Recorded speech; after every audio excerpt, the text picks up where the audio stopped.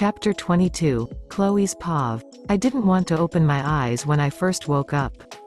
I was so comfortable. This bed was probably the most comfortable thing I had ever slept on. My mind groggily recalled what happened last night. The nightmare I had and the events following it.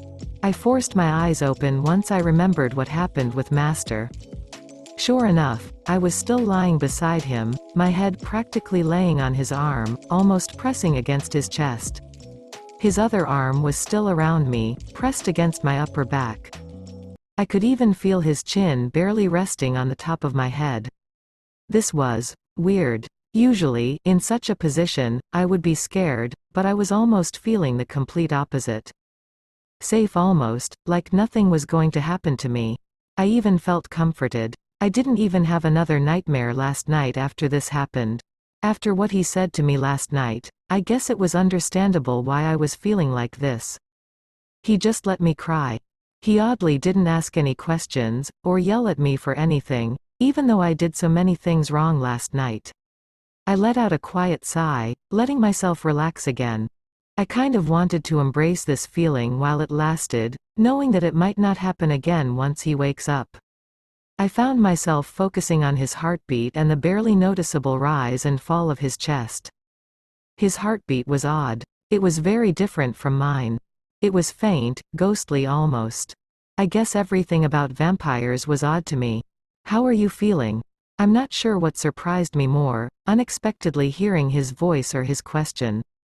Oh no, I didn't wake him up, did I? I quickly disregarded that, thinking that he probably would have yelled at me already if I did. I'm fine. I responded quietly, deciding not to look up to meet his gaze. A shudder ran down my spine as his hand trailed down my back and to my injured hip. "Does it still hurt?" he asked, pressing against it lightly. It didn't necessarily hurt, but it was definitely uncomfortable. Whatever he put on it last night seemed to have done its job. "It's just a little sore," I responded, realizing only then that my fingers had been mindlessly toying with the soft fabric of his shirt. I pulled my hands against me as soon as I noticed. Master hummed. "That's good," he began, pushing himself into a sitting position beside me, making me sit up on my elbow. "I'll take another look at it after I get back." I immediately noticed a difference with the lack on his body next to mine. I didn't like it. "Where are you going?" I asked, not really wanting him to leave me here alone. He looked down at me like the answer was obvious. "Breakfast." "Oh, it was obvious. I'll leave you here and order you something when I get back. The last thing I need is for you and Xander to be in the same place." He finished as he got off the bed. My eyes just followed him as he walked into his closet to change. I felt a bit of tension leave my body from what he said. I never wanted to see Xander again. The bed felt substantially less comfortable ever since he got out of it. It was even beginning to be too hot under all of these blankets. I slowly sat up, bringing my knees up to my chest so that I wasn't completely under the blanket anymore. The thought that he hadn't said a thing about me lying to him still confused me. Vampires hated their pets misbehaving, especially if it was lying. I wasn't necessarily upset that he hasn't done anything, just a bit confused and curious. Master walked back into the room, now wearing his everyday formal attire, straightening out the collar of his shirt. He glanced at me as he ran his fingers through his hair a few times. My eyes widened as he did a double take, now fully focusing on me. I grew a bit nervous. "You know, I've noticed that you're not very good at hiding how you're feeling." He spoke. I tilted my head a bit. "What do you mean?" He rose a dark brow at me. He almost looked amused. "You look confused." I blinked at him. Wow, he must be right. It was interesting how easily he circa chapter 23. Nico's POV. Breakfast has gone pretty much how it always goes so far. Xander talking aimlessly about something that I absolutely couldn't care less about and acting as innocent as ever. Meanwhile, I was trying to figure out if there was a way my fork could somehow make its way into his thigh while still making it look like an accident. I could still smell Chloe's scent in his breath, like he wasn't even trying to hide it from me. God, he's so lucky we're in a public environment right now.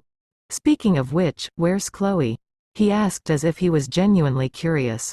My jaw clenched at the fact that he brought her up at all. She told me that she wasn't feeling well this morning, so I let her stay in the room, I replied. Xander just took another bite of his food, a slight smirk tugging at his lips for just a short second. That's too bad, he started, hooking his arm around Doe and pulling her against him. What could be wrong with her? I had to bite the inside of my lip to stop a growl from escaping my throat. He was playing a dangerous game with me, one that he knew he was going to win. I cleared my throat. I don't know, I planned on figuring that out after breakfast, I said. That seemed to be enough for him, judging by the smirk that he wasn't even trying to hide anymore. Interesting, is all he said before he took a swig of blood from his glass. Cheeky bastard. Anyways, enough about your pet and moving on to mine, he said. I just rolled my eyes, preparing for what he was about to say. She told me that her stomach has been feeling weird ever since last night. Last night? I glanced down at the girl. She certainly did look more uncomfortable than usual, not to mention that she hadn't even touched her food. And that was very unusual for her. It was even more unusual that she wasn't looking at me, almost like she was trying to avoid it. Maybe she's pregnant, Xander added casually. Doe shifted uncomfortably. My eyes narrowed in a mix of disappointment and annoyance as I sighed. No, Xander, she's not pregnant. You know that's physically impossible. Xander just shrugged as he leaned back. Well then, what is it then? 'Cause it obviously wasn't something that she ate. If it was, Chloe would have been having stomach problems too. I glared at him. What makes you think that Chloe isn't having stomach problems? His eyes went wide for a moment before he just shrugged. Well, you never said that she was, he replied quickly. True, but I never said that she wasn't. All I said was that she wasn't feeling well. Still, I decided to drop the subject for now. It wasn't going to go anywhere if I continued knowing him. He may act like an idiot, but he could become a genius when it came getting away with something. Even if he was making it blatantly obvious, he could lie himself out of it without hesitation. And I didn't have the time to put up with that right now. One day, but not now. Anyways, I began, I can take a look at her as well if you want me to, and I'll bring her back to your room when I'm done. Maybe with the absence of your pet, you'll actually get some work done. I finished, taking a sip from my glass. He stared at me for a moment, like he was trying to figure something out. His smirk briskly returned to his face as he tossed the end of Doe's leash into my lap. Are you gonna get your revenge on me while you're at it? He asked confidently. I froze for a second before placing my glass down. This bastard knows. What the hell have you done that I would need to get revenge for? I asked lowly. Even if revenge was my intention, I wouldn't get it through Doe. No, I don't play revenge like that. Xander didn't make any sort of reaction, just looked at me like he had no care in the world. Oh come on Nicholas, we both know there's plenty of things I've done. Which one were you thinking of? I just stared at him, watching his confident eyes wait for my answer. What the hell is his plan with this? What is he hoping to gain? If he wants Chloe, then he knows he's going to have to try. Chapter 24. Chloe's POV. I know that Master said that giving me these things would give me something else to do than stare out this window, but the light coming in from it was the perfect lighting to draw in. So, yet again, I was sitting on the windowsill, catching up on some long-awaited sketches. A soft sigh escaped my lips as I sketched out the wing of a hummingbird. I found myself actually missing Nico. Well, not him exactly, but just his presence. I never really noticed how exposed I felt when he wasn't around. Or in other words, how safe I felt when he was. Maybe safe wasn't the right word to describe it. Comfortable perhaps? Well, whatever it was, I missed it. Part of me even questioned how I could feel like that with a vampire around. I perked up at the sound of the lock followed by the door opening. That feeling was soon replaced with confusion as Doe walked into the room too, her head hanging low. Why was she here? Nico first looked at the bed, then looked to the window sill once he realized that I wasn't there. His eyes glanced at the sketchbook for a moment and then back at me. He didn't look like he was in a very pleasant mood.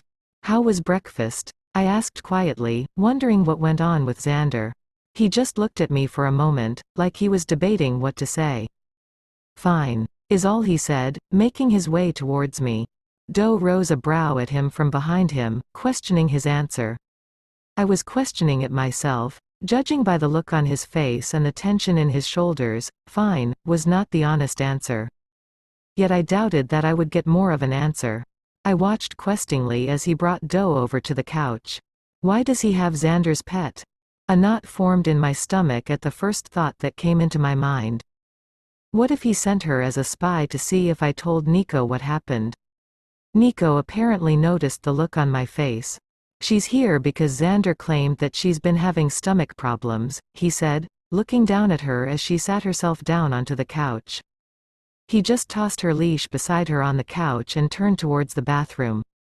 My guess is that it's just a common stomach ache, so I'll keep you here for a couple hours so Xander will get some work done.